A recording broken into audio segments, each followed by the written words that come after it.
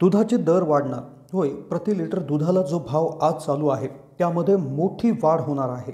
राज्यातील काही दूध संघांनी भाव वाढवण्याच्या दिशेने संकेत देखील दिलेले आहेत.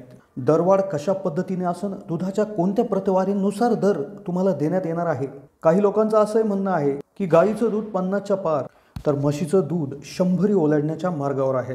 व्हिडिओमध्ये जाणून घेतोय की असं नेमकं काय होणार आहे की ज्यामुळे दुधाच्या भावामध्ये वाढ आपल्याला दिसून येऊ शकते. 3 ते 4-5 वर्षाचा जो काय डाटा आहे किंवा जी माहिती आहे, मार्केटमधील उपलब्ध माहितीवरून कसं काय अनुकूल वातावरण तयार होणार आहे आणि त्या वातावरणाचा कसा दुधावर परिणाम होणार आहे आणि त्याचाच परिणामस्वरूप रेट कसे वाढणार आहेत, तर याचा सखोल अभ्यास आमच्या टीमने केला आहे.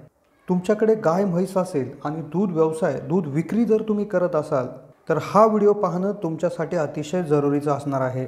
व्हिडिओ पाहत राहा. चॅनलला नवीन असाल तर जरूर सबस्क्राईब करा. दुधाचे दर वाढणार.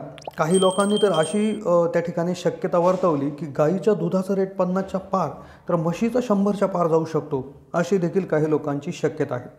अशा शक्यतांमुळे येणाऱ्या न्यूजमुळे अगदी आनंदाचं वातावरण निर्माण झालेलं आहे.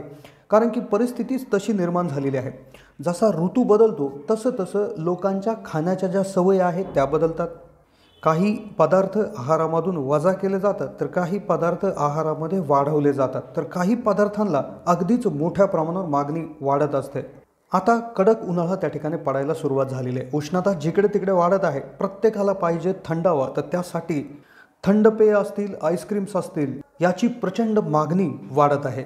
दुधावर आधारित आईस्क्रीम्स, दुधावर आधारित पदार्थ, जे काय ताक, लस्सी, श्रीखंड, अशा भरपूर पदार्थांची मागणी मोठ्या प्रमाणावर वाढत आहे. पण दुसऱ्या बाजूला दुधाचा दर हा फक्त पदार्थांची मागणी वाढण्यावरच अवलंबून असतो का, तर नाही. तर तो जे काय आंतरराष्ट्रीय बाजारपेठेत दुधाच्या पावडरला काय भाव चाललेला आहे, तो वाढला की कमी झाला, यानुसार खरोखर दुधाचे रेट हे कमी अधिक होताना दिसून आलेले आहेत.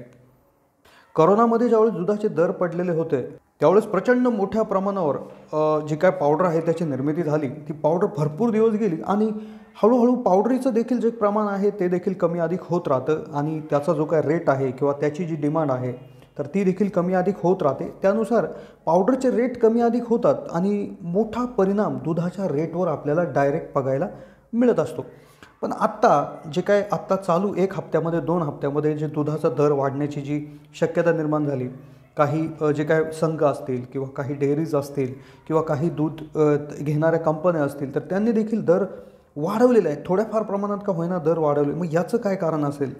कारण एकच आहे. आता तुम्ही पाहताय सध्या आईस्क्रीम्स जास्तीत जास्त खाल्ल्या जात आहेत. आता भरपूर साऱ्या आईस्क्रीम, सर्वच नाही पण भरपूर साऱ्या आईस्क्रीम ह्या दुधाने तयार होतात.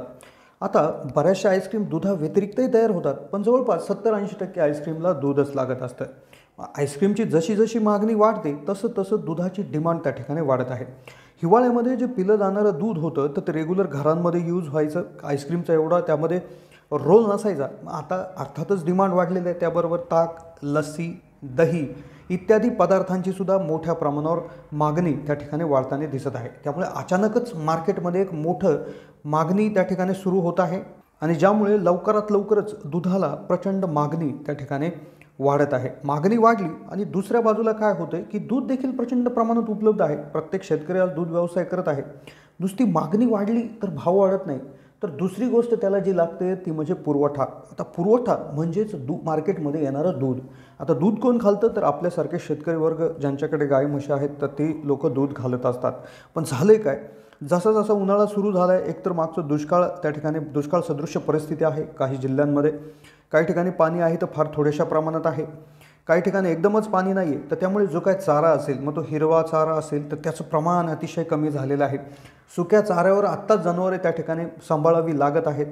त्यामुळेच एक चाऱ्याचं देखील प्रमाण कमी झालेलं आहे आणि त्यामुळेच दूध उत्पादन क्षमता जी आहे जनावरांची ती देखील कमी झालेली आहे. त्यामुळे मार्केटमध्ये मागणी वाढली पण पुरवठा त्या प्रमाणात वाढलेला नाही.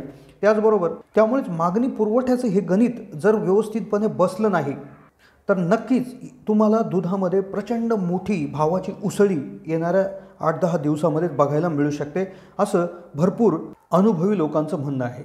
आणि वाढणं तितकंच गरजेचं आहे, कारण की खर्च भरपूर वाढलेला आहे. त्यामुळे लवकरात लवकर हे दुधाचे भाव वाढतील, अनुकूल परिस्थिती सुरू झालेली आहे. कसा वाटला व्हिडिओ कमेंटच्या माध्यमातून कळवा. चॅनलला नवीन असाल तर जरूर सबस्क्राईब करून शेजारील बेलचं बटन दाबा.